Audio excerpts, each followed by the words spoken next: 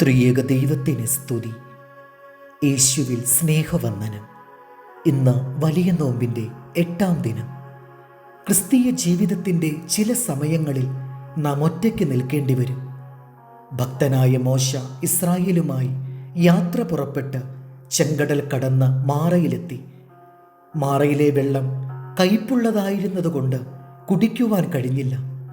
Israel ജനം ആകമാനം പിറുപിറുത്തു. സകല ഇസ്രായേലരും പിറുപിറുത്തുകൊണ്ട് നിൽക്കുമ്പോൾ മോശ ഒറ്റയ്ക്ക് ദൈവത്തോട് പ്രാർത്ഥിക്കുവാൻ, അപേക്ഷിക്കുവാൻ തുടങ്ങി. ആ വൃക്ഷം മോശയ്ക്ക് ദൈവം കാണിച്ചു കൊടുത്തു.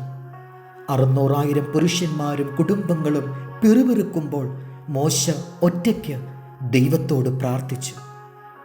കുടുംബവും കുലവും പിറുപിറുത്ത് നിനക്കെതിരായി നിൽക്കുമ്പോൾ അവരോട് ചേർന്ന് പിറുപിറുക്കുവാനല്ല ദൈവം നിന്നെ വിളിച്ചിരിക്കുന്നത്. ഒറ്റയ്ക്ക് നിന്ന് പ്രാർത്ഥിച്ച് ആ വൃക്ഷത്തെ നിന്റെ കണ്ണുകൊണ്ട് കാണുവാൻ വേണ്ടിയാണ്. ദാവീദും ജനവും സിക്ലാഗിലേക്ക് മടങ്ങി വരുമ്പോൾ ആ പട്ടണം തീവെച്ച് നശിപ്പിച്ചിരിക്കുന്നത് കണ്ടു. ദാവീദിൻ്റെ കൂടെയുള്ള ജനമെല്ലാം പരസ്പരം പഴിചാരി സംസാരിക്കുവാൻ തുടങ്ങി. എന്നാൽ ദാവീദ് ആരെയും പഴിചാരിയില്ല, കുറ്റപ്പെടുത്തിയില്ല. അവൻ ദൈവത്തോട് പ്രാർത്ഥിച്ച് അവനിൽ ധൈര്യപ്പെടുകയാണ്. ചില പ്രതിസന്ധികളിൽ ചുറ്റുമുള്ളവർ പഴിചാരിക്കൊണ്ട് നിൽക്കുമ്പോൾ നിന്നെ വിളിച്ചിരിക്കുന്നത് ദൈവത്തിൽ ധൈര്യപ്പെടുവാനാണ്.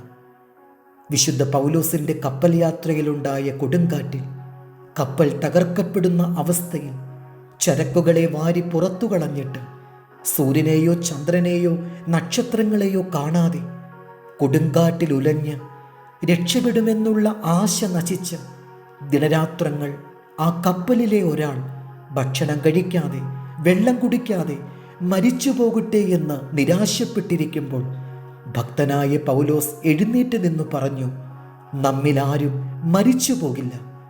നാശനഷ്ടങ്ങളുണ്ടായി, സത്യമാണ്. പക്ഷേ നിങ്ങൾ ധൈര്യപ്പെടുവിൻ, നമുക്കൊന്നും സംഭവിക്കില്ല. കുടുംബവും ചുറ്റുപാടുകളും നിരാശയുടെ ഇരുട്ടിലാണ്ടിരിക്കുമ്പോൾ അവർക്കൊപ്പം നീയും നിരാശയിൽ മുഴുകുവാനല്ല, ദർശനങ്ങളെ കണ്ട് വെളിപ്പാടുകളെ പ്രാപിച്ച് മുന്നോട്ടു പോകുവാനാണ് കർത്താവ് നിന്നെ വിളിച്ചിരിക്കുന്നത്. യെശയ്യാവ് 41:13.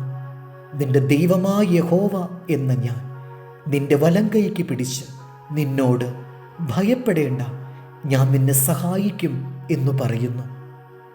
ദൈവം നമ്മെ അനുഗ്രഹിക്കട്ടെ. കർത്താവിൽ എളിയ ശുശ്രൂഷകൻ ഈരാളിലച്ചൻ.